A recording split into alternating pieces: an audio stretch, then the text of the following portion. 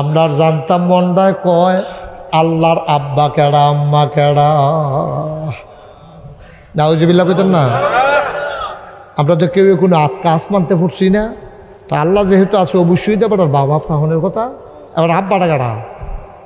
আব্বাটার নাম কও, আম্মা কও, আম্মা কেডা? যার পরে আরও কথা আছে, আব্বা আম্মার নাম তো কইবা কইবা, এবার আর জি ফুট কাটে এটাও কইবা। এবার মরে গেলে গা আল্লাহ হিডাটি হাই রাখুন লাগতো না, এটা বাতি চালান লাগবো তো একজন একজন। এবার আর জি ফুট কাটে এটাও কইবা।